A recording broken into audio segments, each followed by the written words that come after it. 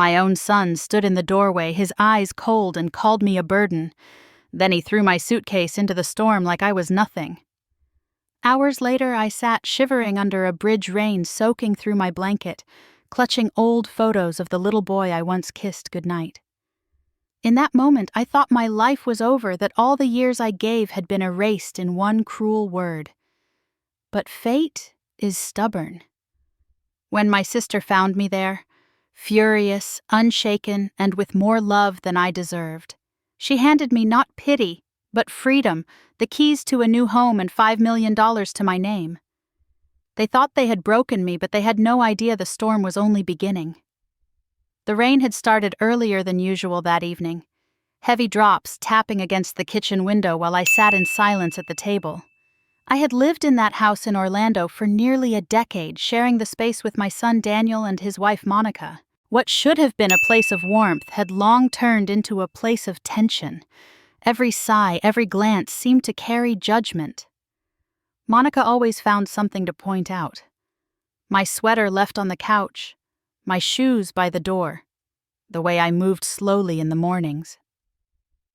Daniel rarely said much, but the tightness in his jaw, the way he avoided my eyes, told me more than words ever could. That night, the air in the house felt thicker than the humidity outside. Monica was wiping down the counter when she muttered, "This kitchen is always a mess." Her words weren't meant for me directly, but they might as well have been.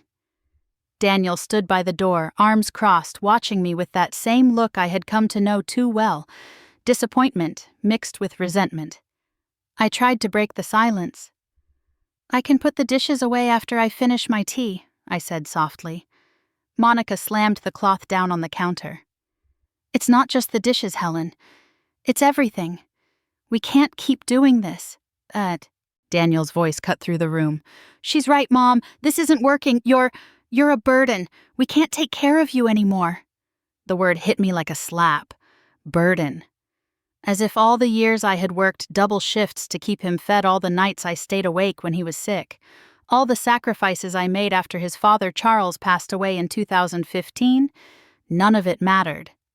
In that moment, I wasn't a mother. I was an obligation, something heavy to be cast aside. I opened my mouth, but no words came.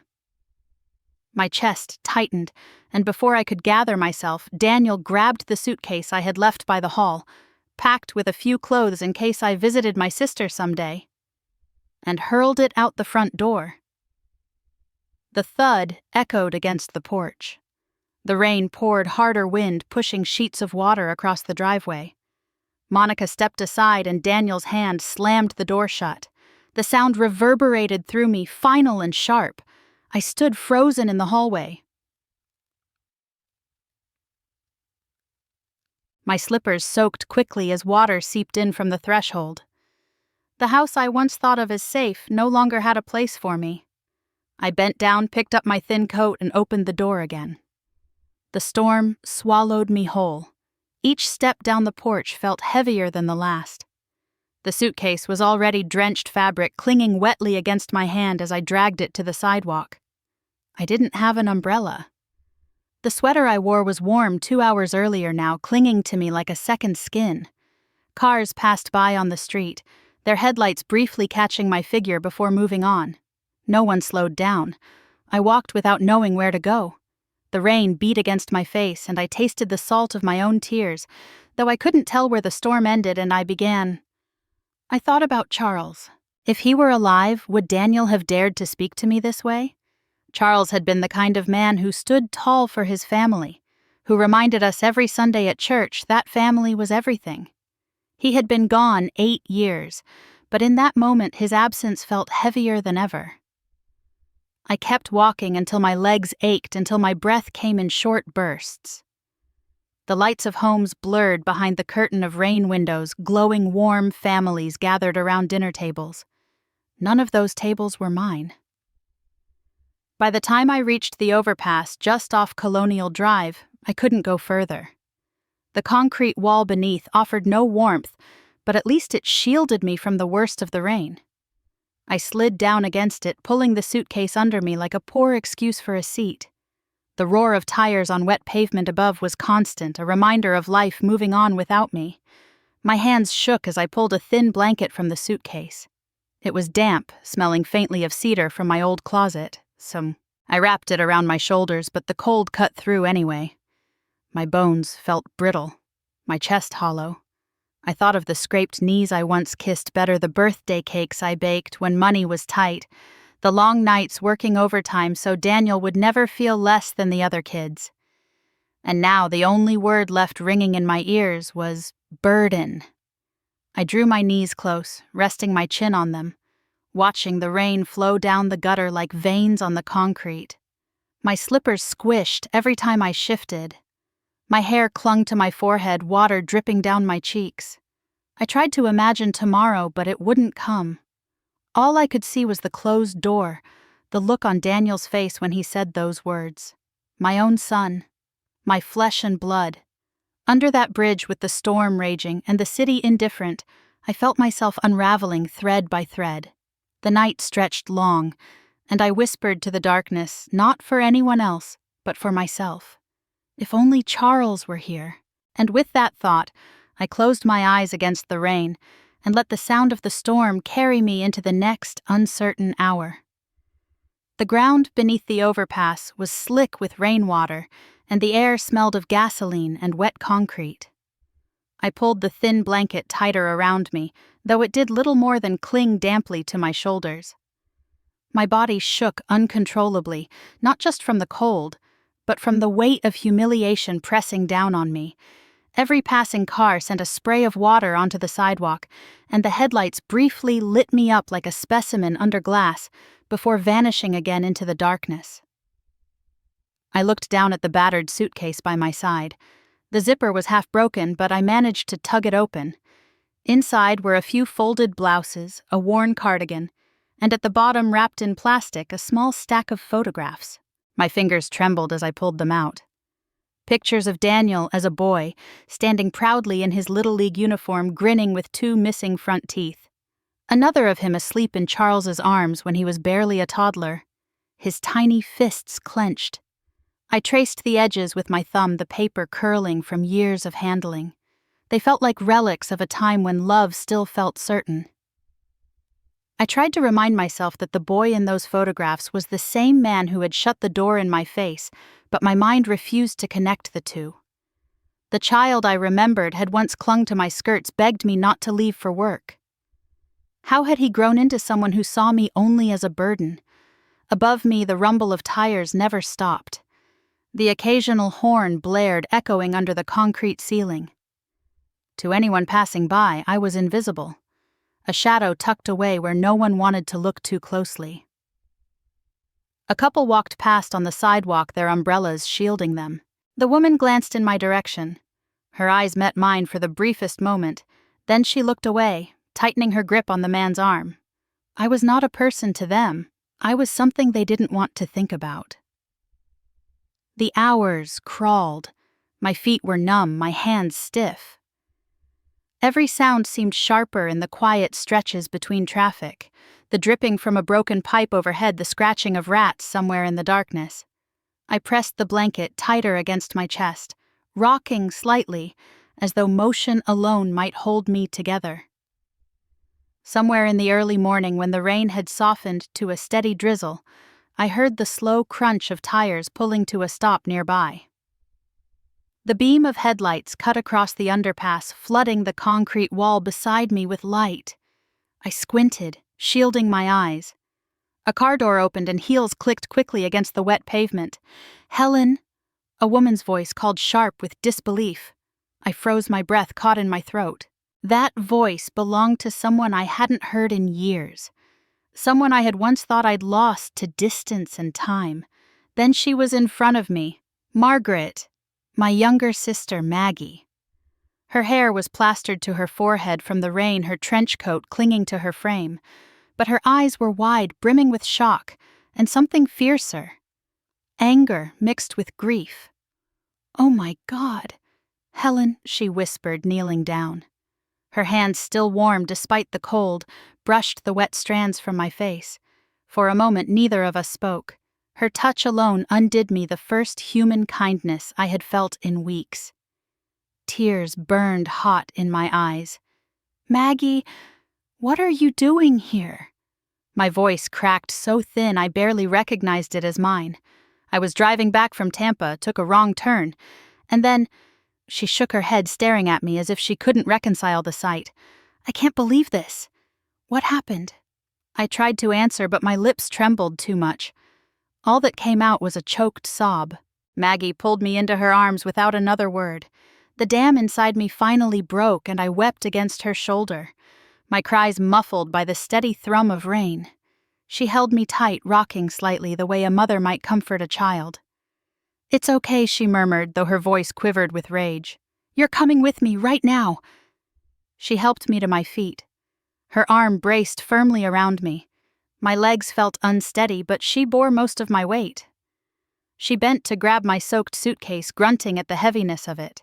Then, with one arm hooked firmly through mine, she guided me toward her car parked by the curb. The warmth of the car hit me the moment she opened the door. She eased me inside, draped another blanket over me from the back seat, and handed me a thermos from the console. "Drink," she urged.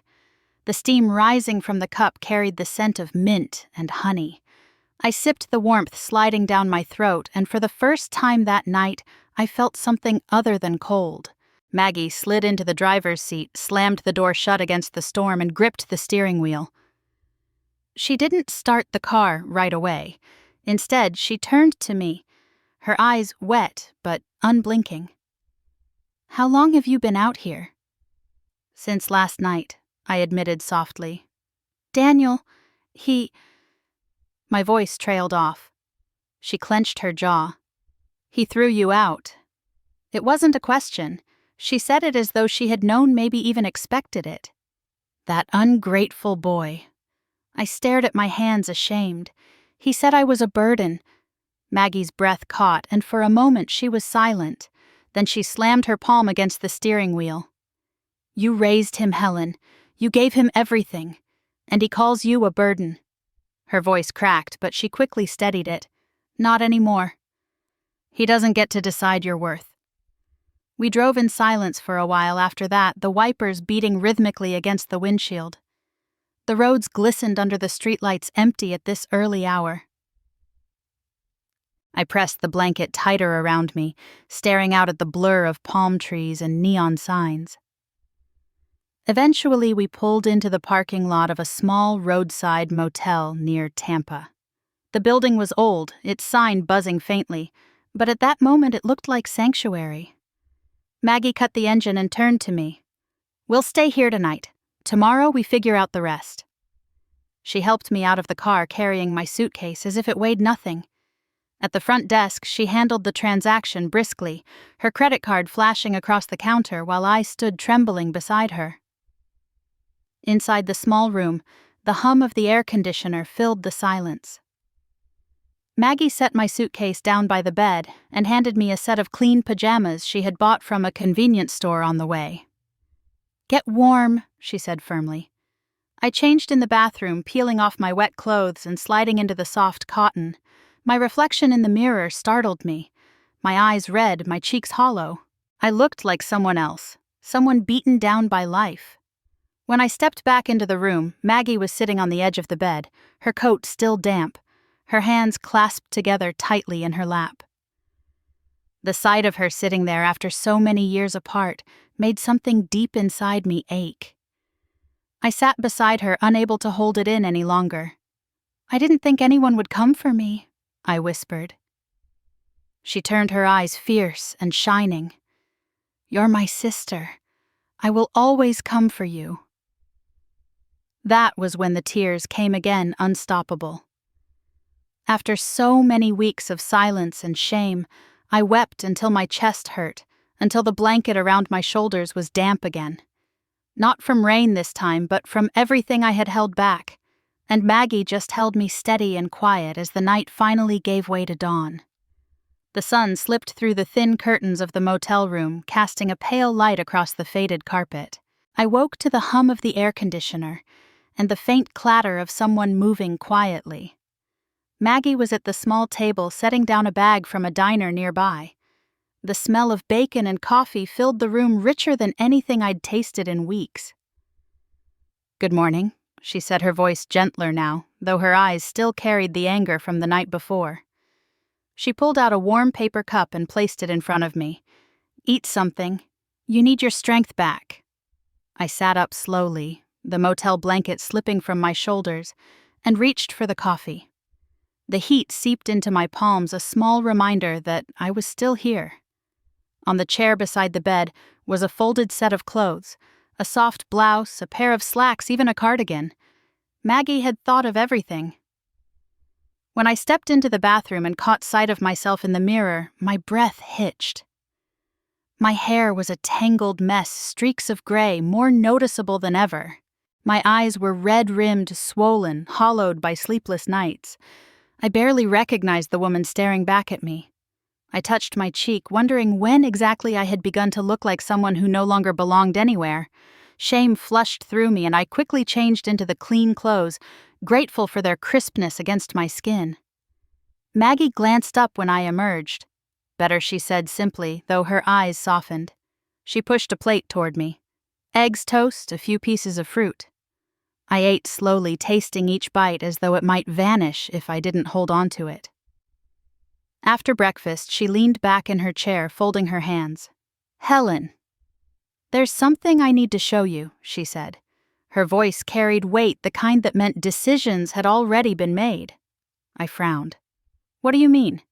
She stood, grabbed her keys, and motioned for me to follow. "Just trust me. I've been working on this for months. I wasn't sure when, or if, I should tell you, but after last night I know exactly why I did." We loaded my suitcase into the trunk, though it still dripped faintly from the night before. The drive toward Clearwater took about 2 hours. The highway stretched long, flanked by palm trees glistening in the sunlight after the storm. I sat quietly staring out the window, the endless sky reminding me how small I felt. Maggie broke the silence. "I didn't tell you before because I didn't want to interfere with your life. You had Daniel, you had your home. I thought you were taken care of. But I also knew, deep down, that things weren't right. I could hear it in your voice every time we spoke." I swallowed hard, my fingers tightening on the seatbelt. "I didn't want to burden you," I murmured. She shot me a look. "Don't use that word. Not with me. You're my sister. You'll never be a burden to me."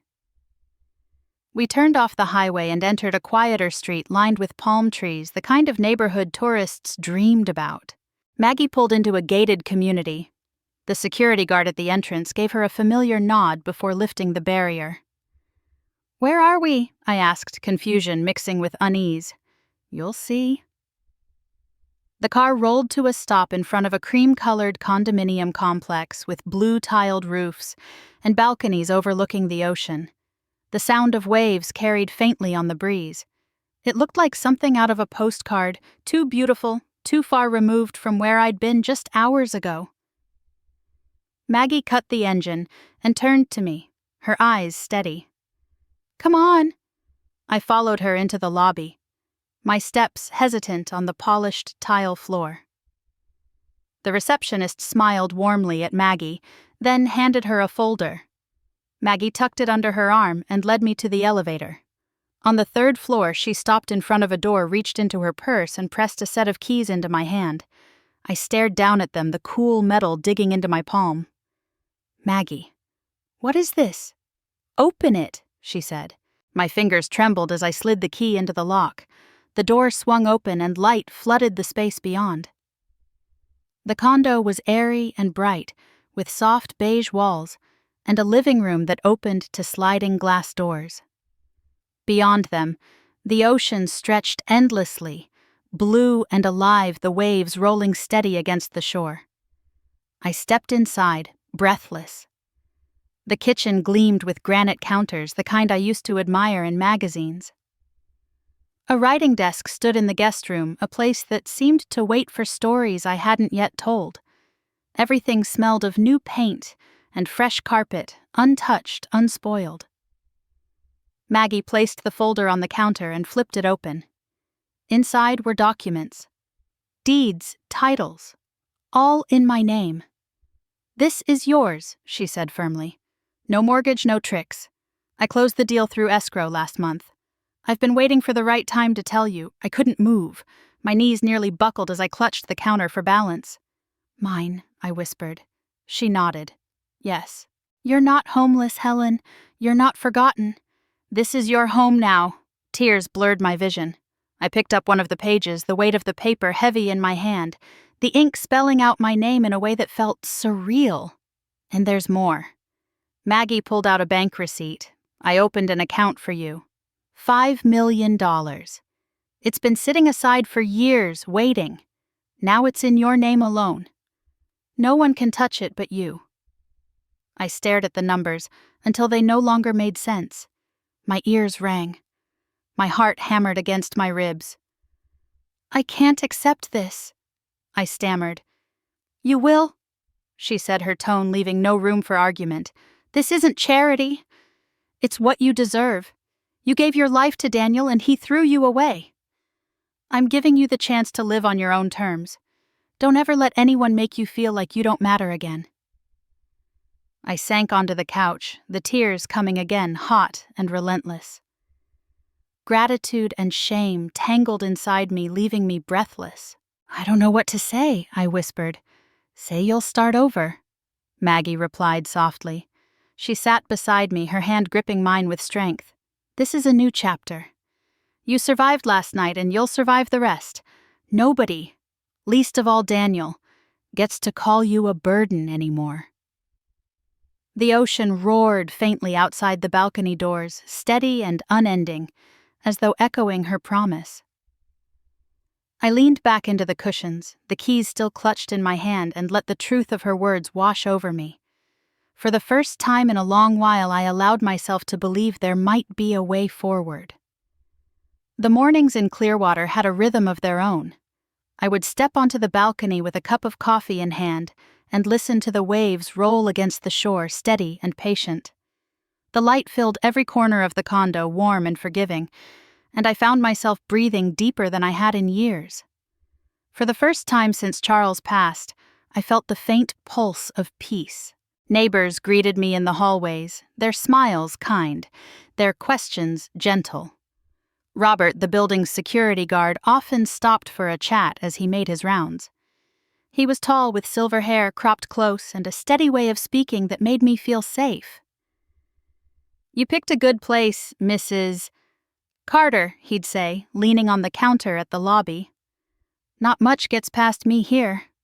I'd nod, grateful for his quiet reassurance. One morning, a woman with flour still dusting her apron knocked on my door holding a basket of pastries. "I'm Linda," she introduced herself with a smile, her voice carrying the warmth of someone who had made a life of feeding others. "My bakery's down on Gulf View Boulevard. Thought I'd bring you something to welcome you." The basket held fresh bread and lemon tarts, their sweetness filling the kitchen as soon as I unwrapped them. Linda chatted easily, telling me about the neighborhood book club, the farmers market, and the community events held at the clubhouse. Her laughter filled the condo, dissolving the silence that had clung to me since Orlando. Days blurred into weeks, and I began to recognize faces at the pool, in the elevator, at the grocery store nearby. I was no longer invisible. People called me by my name, asked how I was settling in, and I felt myself returning piece by piece from the shadow Daniel had cast. Maggie was the one who insisted on throwing a small gathering at the clubhouse. "People should know you're here," she said firmly, her voice brisk but her eyes soft. "It's important to build roots."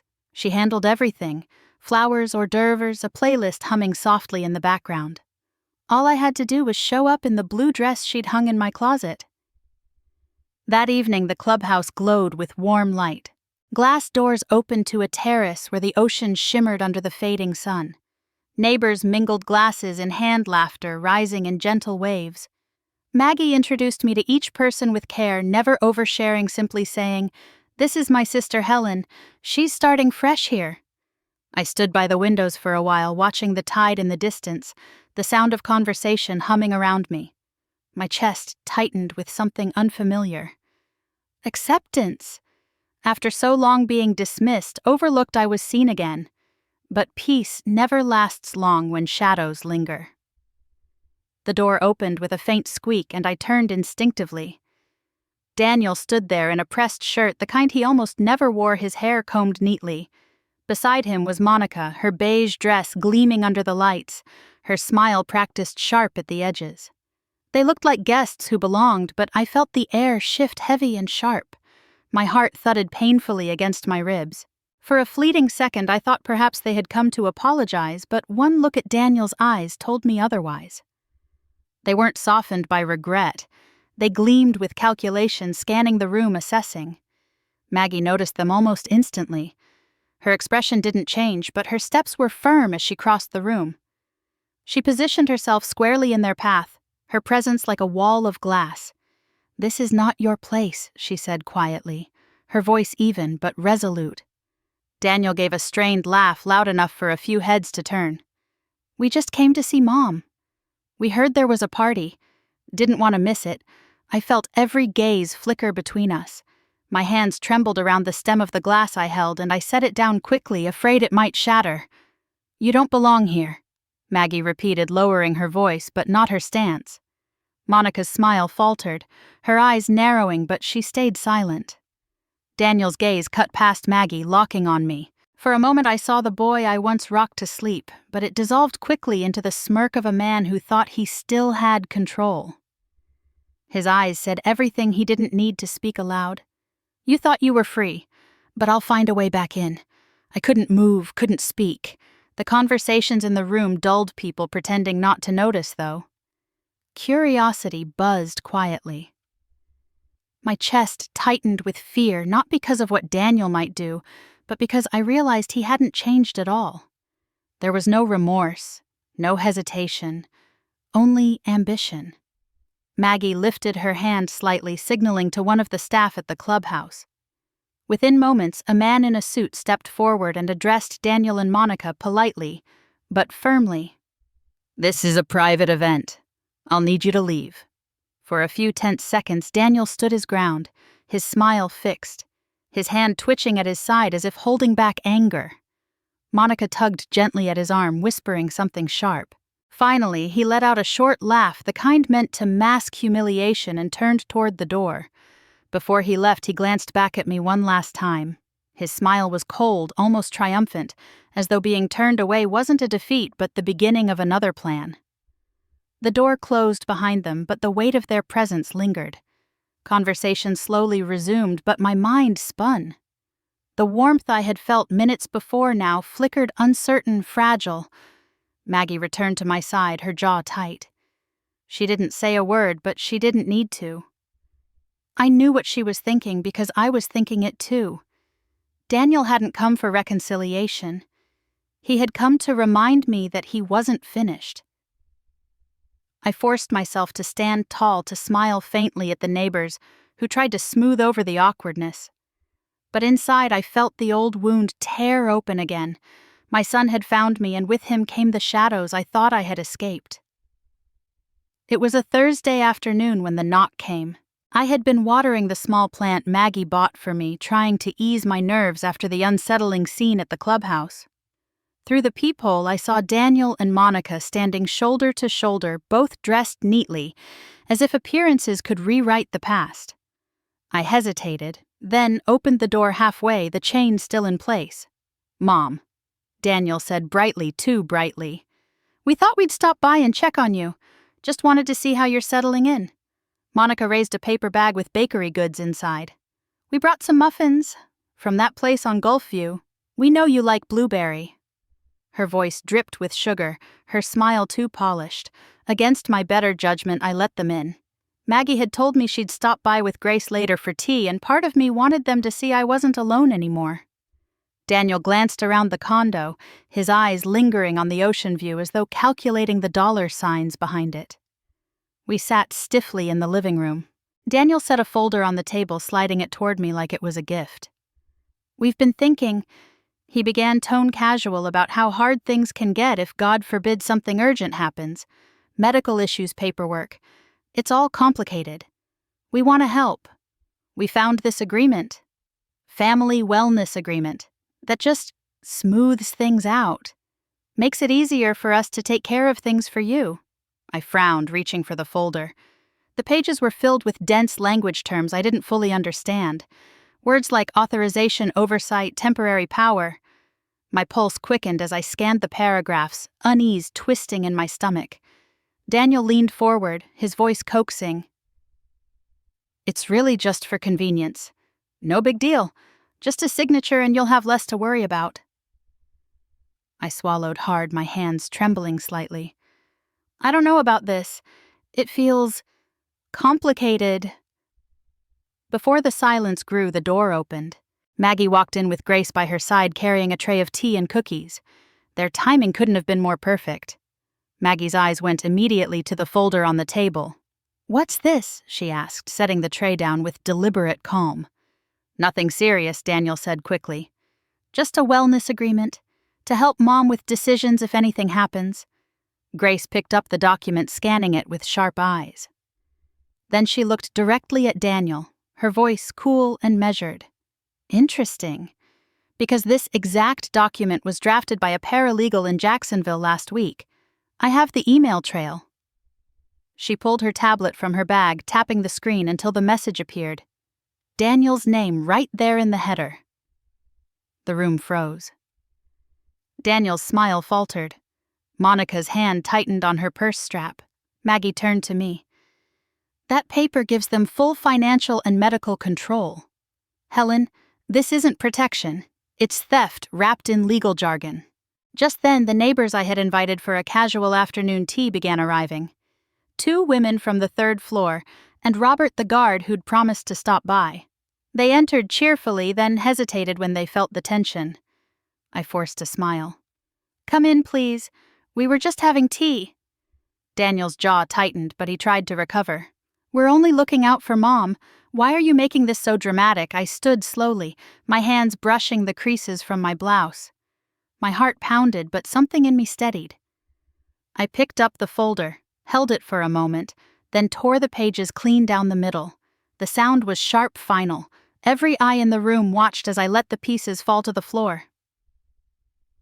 My voice came out stronger than I expected. "Don't mistake my silence for weakness." The words hung in the air, heavy and undeniable. Monica's cheeks flushed, her polished smile finally cracking. Daniel's eyes darkened, a flicker of rage beneath his forced calm. Maggie poured tea into cups as if nothing had happened, her calmness a shield. "Thank you all for coming," she told the neighbors. "It's good to have witnesses to what support and what manipulation looks like." Robert crossed his arms, his gaze fixed on Daniel. "She doesn't need that kind of agreement. She's got people watching out for her." Daniel pushed back his chair abruptly, the legs scraping against the floor. "This isn't over," he muttered, his voice low but venomous. Monica tugged at his sleeve, urging him toward the door. Together, they left their departure marked by silence heavy enough to crush the air. When the door closed behind them, I felt my knees weaken. I gripped the back of the chair, my breath shaky, until Maggie's hand steadied mine. "You did well," she whispered. Grace gathered the torn papers, slipping them into her folder. "They'll try something else," she warned. "But now they know you're not alone, and you're not defenseless." I sank into the chair, my chest rising and falling. For the first time in years, I felt taller than the shadow Daniel had cast. My neighbors sipped their tea, chatting softly, easing the tension. The ocean air drifted faintly through the balcony doors, cool and steady. And I realized then that the woman Daniel had thrown out into the rain no longer existed. The one sitting here was different. Still bruised, still healing, but no longer silent. A few days later, the patterns started again. Daniel and Monica showed up at my door this time without folders or official-looking papers. Instead, Monica carried a casserole dish covered in foil and Daniel held a photo frame under his arm. Their smiles were softer now, practiced to appear genuine. "Mom," Daniel said, his tone almost tender, "we brought dinner. Thought you might like something homemade." Monica stepped forward, her eyes wide as if she wanted to convince me of sincerity. We've been talking a lot, Helen. We miss you. Things got heated before. We don't want that anymore. I let them in, though every instinct told me not to. The condo filled with the smell of baked pasta, though it didn't warm me. Daniel placed the frame on the table, turning it toward me. It was a photograph of him at 8 years old, standing on a pier with a fishing rod, my hand on his shoulder. His grin was toothy innocent. Remember that he asked, almost wistfully, "We had such good times. I want us to have that again." I stared at the picture, the ache in my chest spreading. The boy in that photo was gone. The man in front of me was playing a role, shifting tactics after the last failure. As they unpacked food, Daniel's voice turned casual, but the words were pointed. "You know, Emily keeps asking about you. She misses her grandmother. She doesn't understand why she doesn't see you more." I looked up sharply. "Emily." "Yes," Monica said smoothly, sliding the dish into my oven as if she owned the place. "She adores you, Helen. We just thought if you'd agree to some arrangements. Nothing complicated. Then it'd be easier for her to visit. Fewer restrictions, less stress for everyone. Arrangements." The word stung. I didn't need to ask what it meant. Papers. Access. Control. They weren't talking about Emily's heart. They were talking about leverage. I forced a small smile, not trusting myself to speak. After a short visit filled with hollow conversation, they left their voices trailing down the hall like echoes of a performance. I sat alone at the table, the casserole cooling on the counter, the photograph staring back at me. That evening, as I tried to quiet my thoughts, my phone buzzed. A message appeared from an unknown number. "Hi, Grandma. It's Emily. Don't tell Mom and Dad I wrote you, please." My heart leapt. I fumbled with the phone, my hands trembling. "Of course, sweetheart." "What's wrong?" I typed back quickly. Her reply came within moments. "I heard them. They said the only reason they keep bringing me up is because they think you'll give in if I'm part of it. They don't want me to really see you. They want your money." I stared at the screen, a chill creeping through me. My granddaughter, 14 years old, was caught in the middle of a game she never asked to play. "Emily," I typed. "I'm so sorry you had to hear that. None of this is your fault." Her next message was shorter. "I know. I just wanted you to know the truth. I love you. I don't want them to hurt you." Tears welled up in my eyes. I pressed the phone to my chest, the weight of her words cutting deeper than anything Daniel had said. He wasn't just manipulating me, he was dragging his daughter into it, using her as a pawn. Over the next few days, Emily sent me small notes. Snippets of overheard conversations, things Monica whispered into the phone, things Daniel muttered when he thought no one was listening. "She's stubborn, but if we push her with Emily, she'll break. We need access before Maggie makes more moves." Each message from Emily was like a knife and a balm all at once. Painful because of what it revealed, but healing because it proved someone still cared enough to tell me. I wrote back carefully, never too much, always mindful of her safety. "You're brave," I told her once, "but don't put yourself at risk for me." She replied with a single line that both broke and mended my heart. "You're my grandma. That's worth it." At night I lay awake, torn between fury at Daniel for using his own daughter and sorrow for Emily's divided loyalty. She loved her parents, but she knew what they were doing was wrong. And she loved me enough to risk their anger. I found myself clutching the phone as though it were a lifeline. Emily's words reminding me that even in betrayal there was still truth, still innocence. Maggie noticed my red eyes one morning as we sat with coffee on the balcony. "Rough night?" she asked. I hesitated, then showed her the messages. Her face tightened as she read them, her jaw set. "He's dragging his daughter into this now," she muttered. "Unbelievable. What do I do?" I whispered, my voice cracking. "She's just a child." Maggie covered my hand with hers. "You love her. That's what you do. You keep her safe the best you can. And you hold on to this. She tapped the phone. Because this, her words, their words, it all matters. One day it might matter more than you think. I nodded, my throat thick with emotion. The ocean roared softly beyond the glass, its steady rhythm at odds with the storm inside me. I looked down at the phone, Emily's last message still glowing on the screen. And for the first time in a long while, I felt a flicker of something I thought I'd lost hope. Grace arrived one afternoon with a leather briefcase in hand and an expression that told me before she even spoke that something had shifted. Maggie followed her into the condo, her heels clicking across the tile, and the three of us sat around my dining table while the waves outside crashed in steady rhythm. "I've been digging." Grace began sliding her glasses on. She opened her case and pulled out a stack of printed emails. "Daniel has been reaching out to attorneys in Georgia and South Carolina, asking about guardianship proceedings. He's framing it as concern for an elderly parent who can't manage her own affairs." The word guardianship stuck in my throat. That means they could try to take over everything. My voice cracked. Grace nodded slowly. If a court believed them, yes. It gives someone legal authority to make decisions for you. Medical, financial, all of it. But it requires proof that you're incapacitated. And from what I know, you're far from that. Maggie placed her hand over mine. "See? He's already twisting the story, but we're ahead." Grace set down another document. "That's not all. Monica called your bank in Clearwater pretending to be you. Tried to change the beneficiary information on your savings account." I gasped, heat rushing through me. She pretended to be me. The bank clerk noticed her answers didn't line up. Different voice, wrong details. They flagged the account, denied the request, and filed a fraud report. I requested a copy. Grace slid the report toward me, the words bold across the top, "Attempted fraudulent activity." I pressed my hand to my mouth. I could have lost everything. Maggie's eyes blazed. "But you didn't. And that's the difference. They're desperate, Helen.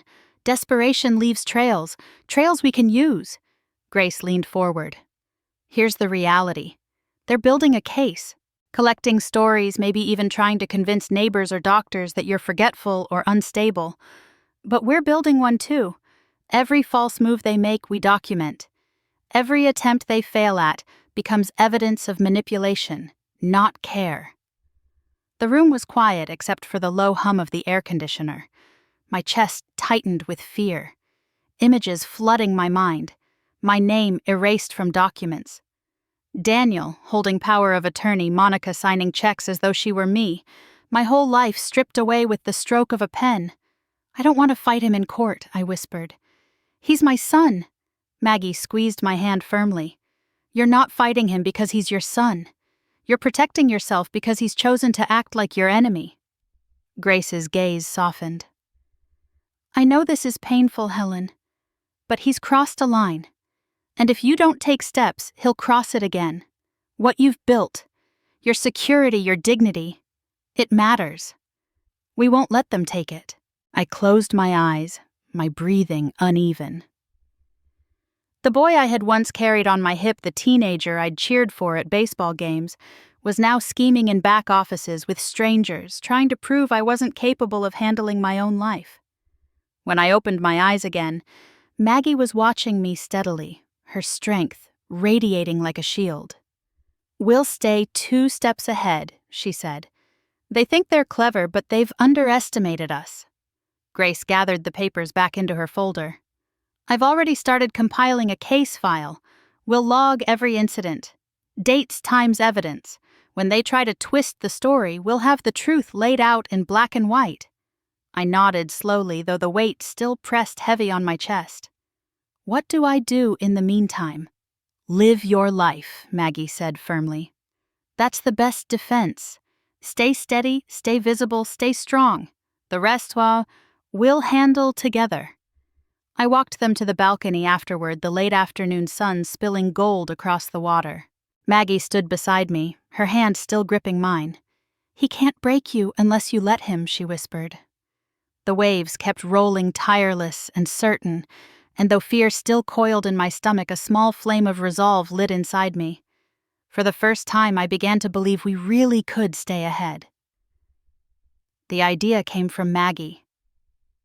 She told me it was time to stop letting Daniel and Monica creep around in the shadows, to put everything in the open where others could see.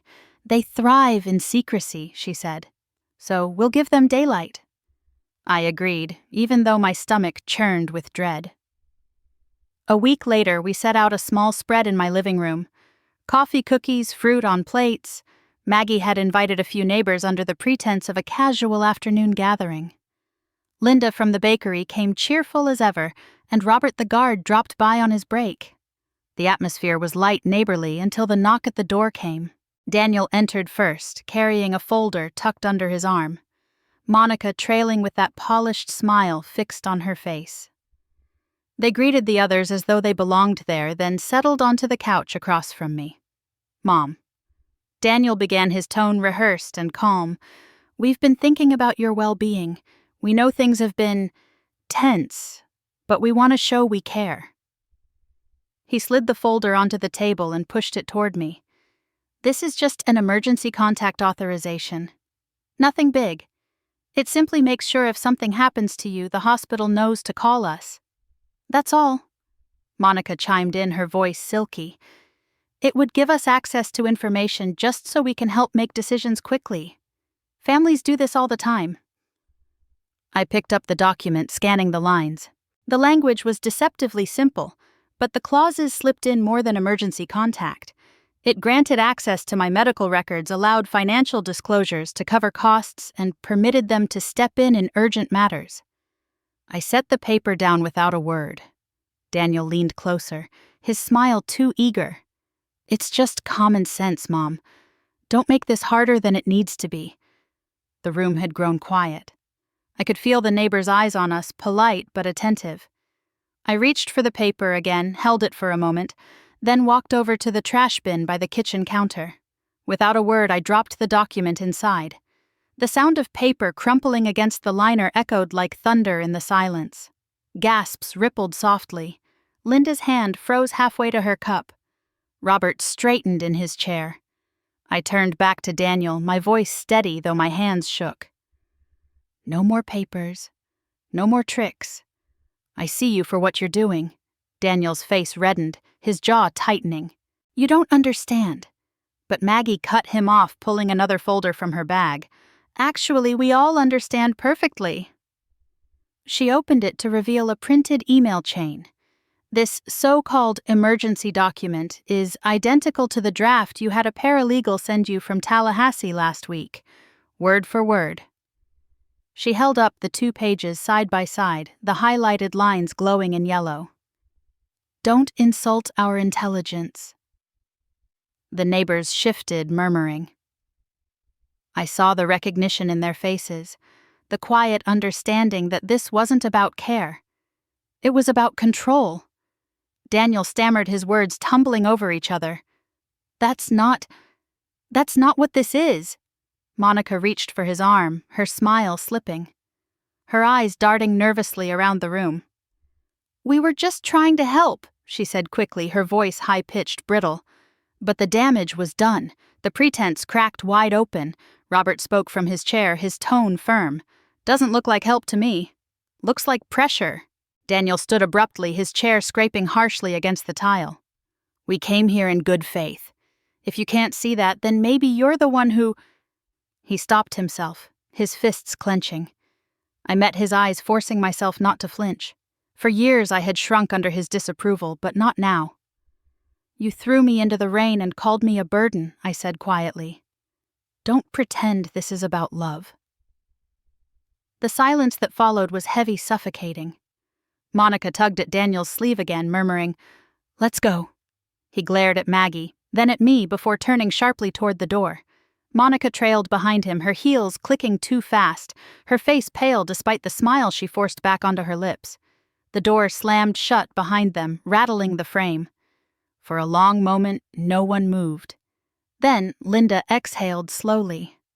Well, she said softly, I think that says enough. Maggie closed her folder, sliding the evidence back inside. "They'll be back," she said under her breath, her jaw set. I lowered myself into a chair, my heart still pounding, my hands trembling. Yet beneath the fear was something else, something I hadn't felt in months. Strength. I had faced Daniel in the light of day with witnesses and torn away his mask. The room slowly returned to chatter neighbors speaking in hushed tones, casting glances at me that carried sympathy, not pity. I sipped the cooling coffee from my cup, the bitterness sharp on my tongue, and let the sound of voices fill the space. The storm wasn't over, not by a long shot, but for once I wasn't standing in it alone. The summons arrived in a plain envelope slid under my door one morning like an unwanted shadow. I opened it with trembling hands and read the words that made my knees weaken. Daniel had filed for guardianship. He was asking the court to declare me incapable of managing my own affairs. I sat at the kitchen table staring at the papers until the letters blurred. My son was trying to erase me not with words this time, but with the law. Maggie found me there, the envelope still open beside my cold coffee. She didn't waste time with comfort. She picked up the phone and called Grace. 2 days later, Grace drove me to a medical center in downtown Clearwater. The building smelled of disinfectant and new paint. She explained quietly as we waited. "We'll do a full evaluation. Memory, reflexes, comprehension. If they want proof, we'll give them proof." The doctor, a kind man with gray hair and a calm voice, ran me through every test. I repeated word lists, solved small puzzles balanced on one foot, followed the light of his pen with my eyes. My palms sweated, not because I doubted myself, but because I feared the weight of one mistake. When it was over, he smiled warmly. "Mrs. Carter, you're sharper than many patients half your age. Reflexes. Memory cognition. All excellent. I'll have the report ready by tomorrow." Relief flooded me so quickly that I nearly wept in the sterile room. The day of the hearing arrived too soon. Maggie sat beside me in the courtroom. Grace in front with her folders stacked neatly. Daniel and Monica were on the other side, their attorney whispering frantically to them. Daniel wouldn't look at me. Monica did, but her stare was cold, as if she were already practicing the role of caretaker she planned to play. The judge, a woman with stern eyes, called the case. Daniel's lawyer stood painting a picture of me as a confused old woman, vulnerable and forgetful. He spoke of imagined missed bills, phantom memory lapses, fabricated worry. Each lie dug deeper, but I sat still, my hands clasped tightly, my breath measured. Then Grace rose. She moved with calm precision, laying the doctor's report on the bench. "Your Honor," she said, "this evaluation was conducted just last week. It confirms my client is fully competent, mentally, physically, cognitively. There is no evidence whatsoever of incapacity." The judge flipped through the pages, her expression unreadable.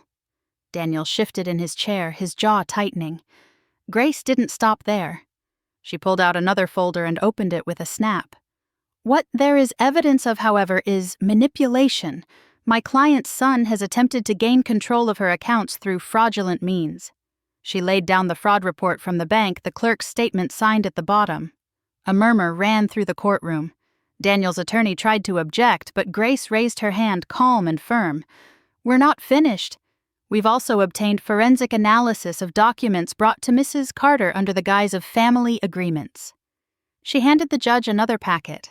The signatures allegedly belonging to Mrs. Carter were examined by a handwriting expert. The conclusion was clear forged. The judge leaned forward, scanning the report. "Forged, yes, Your Honor." These were not innocent mistakes. They were deliberate acts designed to strip my client of her autonomy. Grace's voice was steady, but sharp as steel. "We are filing a counter-petition for attempted fraud and requesting the court dismiss this guardianship petition with prejudice." Daniel finally looked at me, then his face pale, his eyes wide with something I hadn't seen in years. Fear. The judge tapped her pen against the bench, the sound echoing. "The guardianship petition is denied," she said firmly. "Furthermore, I find the evidence presented regarding fraudulent attempts highly concerning. I am referring this matter to the state attorney's office for review." The words hit me like sunlight breaking through storm clouds. My chest loosened, and I let out a long breath I didn't realize I had been holding. Maggie squeezed my hand under the table, her grip strong, grounding. Daniel shot up from his seat, whispering harshly to his lawyer, his face flushed. Monica kept her head down, her cheeks pink with shame. They left quickly, their departure almost frantic. When the judge adjourned, Grace gathered her papers with the same quiet composure she had carried all day. She turned to me, her eyes softening just slightly. "You're safe for now. But they'll try again.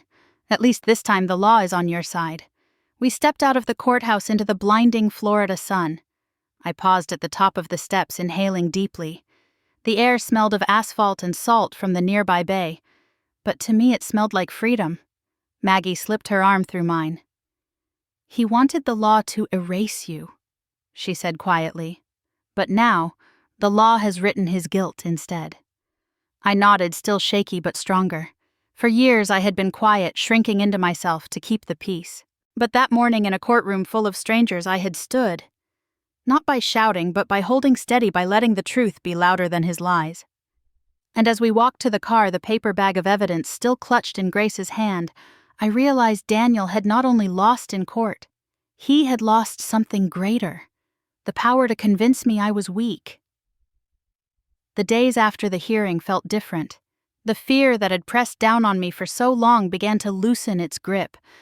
I could finally breathe without feeling like someone was standing on my chest. Yet as the quiet settled, a new thought took hold. I didn't want to live only on the defensive anymore. I didn't want every day to be about waiting for Daniel's next move. One evening, Maggie poured us each a glass of wine at my kitchen table. Grace had joined us, her folders stacked neatly beside her plate, though she looked almost relaxed for once. I swirled the wine in my glass and said, "I'm tired of reacting. I want to do something that isn't just about surviving him. I want to build something that outlasts him." Maggie raised an eyebrow. "What are you thinking?" I took a deep breath. "A foundation? For women like me? Older women who've been financially abused, tricked, discarded. I know I'm not the only one. If I've felt this powerless, how many others are out there with no Maggie or Grace to fight for them?" Grace leaned forward, her lips pressing into a thin line before curving into a smile. "That's not just survival, that's strategy. And it would be untouchable if it's structured correctly." We spent the next weeks in meetings. Grace drafted paperwork. Maggie contacted her network, and I sat through long afternoons of signatures and clauses and legal definitions. We named it the Helen Carter Foundation, a nonprofit dedicated to financial education, legal defense, and housing support for elderly women. My condo was transferred into the foundation's name, along with the $5 million Maggie had given me. A board of trustees was assembled. Retired lawyers, a former judge, 2 community leaders. None of them had ties to my family. For the first time in my life, I looked at a document and felt not fear, but freedom. When the papers were finalized, I sat on my balcony overlooking the ocean, the wind whipping my hair as I held the stamped deed. My name was still there, but it was no longer about me alone. It was about something larger, something Daniel could never claw his way into. The news traveled quickly. Maggie admitted she had leaked a small press release to the Clearwater Gazette. "It's better if they find out this way," she said. "Less room for them to spin it as secretive." Sure enough, within days, Daniel's number flashed across my phone. I didn't answer, but his voicemail was sharp, almost frantic. "Mom, what is this? You put everything into some charity. Are you out of your mind? That money was supposed to take care of family. You've been manipulated." His voice cracked at the end, a mix of anger and panic. Monica's message came later, her tone sugary but strained. "Helen, we just wish you'd included us. We could have helped. It's not too late to rethink this. I deleted them both." That night, I dreamed of Charles. He was sitting on the old porch swing at our first house, his arms stretched across the backrest, smiling that calm smile he always had when life seemed too heavy for me. In the dream, he didn't speak. He just looked proud. I woke with tears on my pillow, but they weren't bitter this time. They were cleansing. Weeks later, the foundation had its first official meeting. We sat around a long wooden table in a modest rented office in downtown Clearwater. Grace outlined the bylaws, Maggie handed out printed agendas, and I listened as professionals spoke of grants, outreach, and pilot programs. For once, my life wasn't about defending against Daniel. It was about building something Daniel couldn't touch. When the meeting ended, I walked outside into the Florida heat, my heart lighter than it had been in years. Daniel might rage, Monica might scheme, but they were no longer the center of my story. Still, I knew them too well to think they'd walk away quietly. They would come back circling like sharks who had smelled blood but lost their prey. Yet this time when they struck, they would be striking not at a lone woman with trembling hands, but at a fortress of documents, witnesses, and a community of women who had lived the same story. And that thought made me stronger than I had ever been. The Clearwater Gazette ran the story on a Tuesday morning. The headline read, "Local Widow Establishes Foundation for Elderly Financial Abuse Victims." My picture was printed beside the article, grainy but recognizable. By lunchtime, neighbors I barely knew were stopping me in the lobby to say they had read it. Some congratulated me. Some quietly confided their own fears of being taken advantage of. A few days later, Linda Harper from the bakery called. "Helen, we're hosting a fundraiser this Saturday. You'll come, won't you? Folks need to hear from you directly." The bakery was warm and smelled of cinnamon when I walked in that weekend. Folding chairs lined the small shop, and a jar labeled Helen Carter Foundation sat on the counter, already half full of cash donations. Linda handed me a microphone, her flour-dusted hands gripping mine. "Say whatever's in your heart," she whispered. I stood before the crowd of maybe 30 people, mostly women my age or older, some with husbands beside them, some alone. My voice shook at first, but then steadied. I thought I was invisible. I thought the word burden defined me. But what I've learned is that no one has the right to decide your worth. We're stronger than the people who try to silence us. A murmur of agreement rose from the crowd. Afterward, women approached me one by one, a retired teacher who said her son controlled every penny of her pension, a widow who had signed over her home under pressure from her daughter-in-law. Each story pierced me, but it also confirmed that the foundation mattered. Meanwhile, news traveled in other directions too. Daniel's employer, a regional insurance firm in Tampa, had caught wind of his legal troubles. Grace had warned me that corporations distanced themselves quickly from scandal. Within 2 weeks, Daniel was asked to resign. I heard about it through whispers at the courthouse first, then confirmed it when one of his old colleagues called me to say, "He burned too many bridges. Nobody wants to touch him now."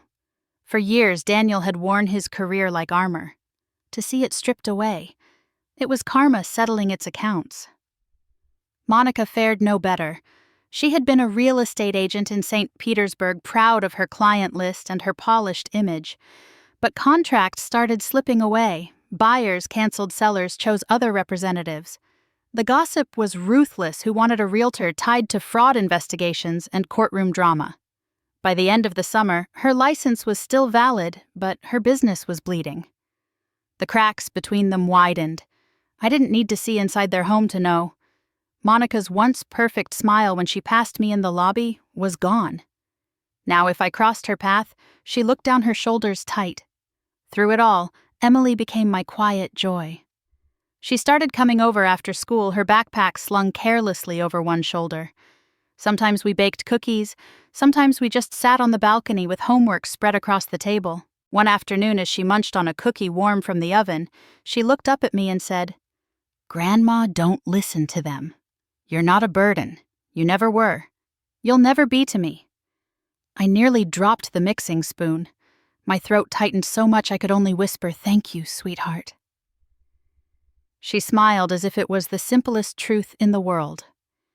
Those words stayed with me long after she left that night. They healed something inside me that years of betrayal had nearly destroyed. Each week seemed to bring another turn. Daniel sold his car to cover bills, then moved out of the house he once flaunted because he couldn't keep up with the mortgage. Monica started staying at her mother's more often. The very people who had called me weak now stumbled in front of everyone, their downfall public and undeniable. I didn't revel in it, not exactly, but I couldn't deny the sense of balance it brought. For every tear I had shed, every night I had shivered under bridges or in cheap motels, the universe seemed to weigh the scales again.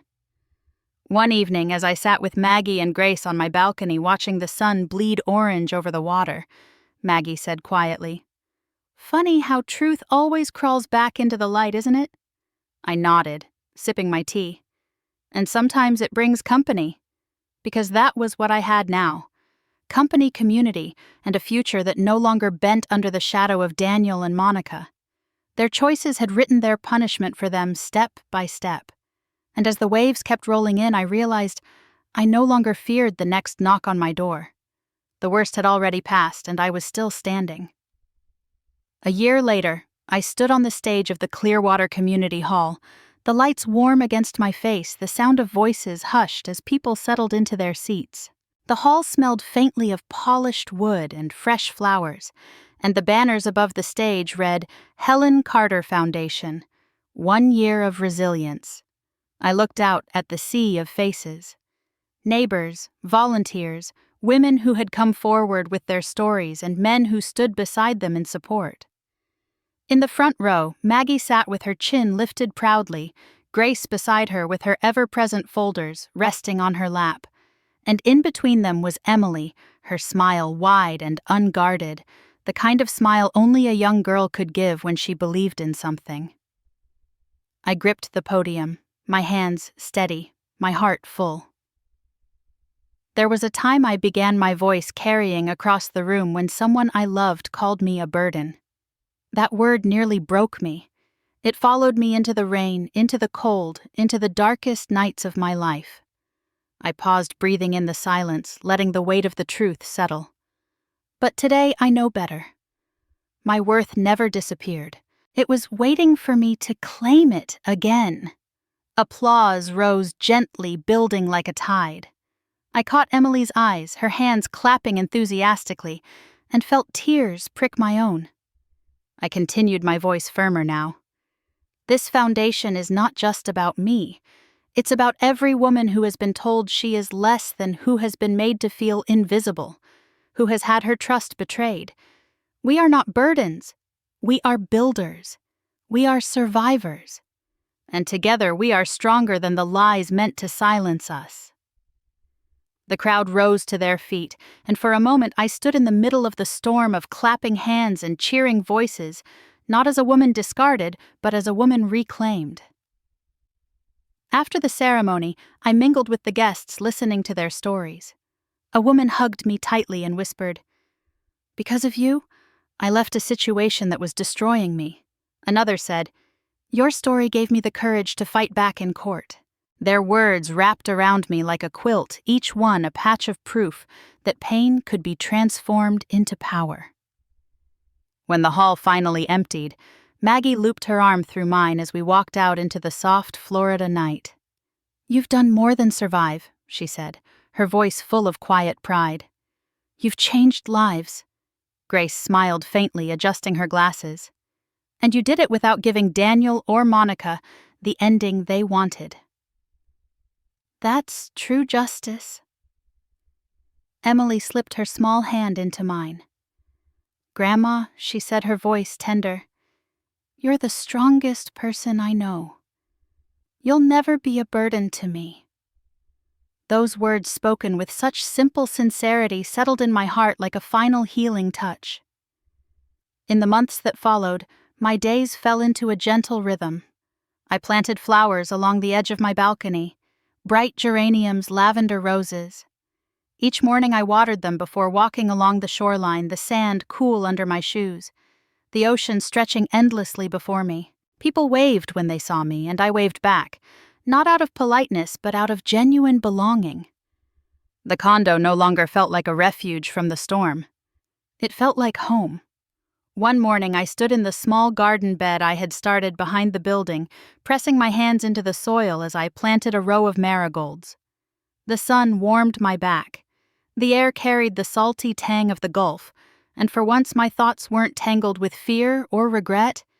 They were simple, steady, free. I leaned back on my heels, brushing dirt from my palms, and whispered softly, "I'm not a burden. I never was." The words weren't defiance anymore. They were truth.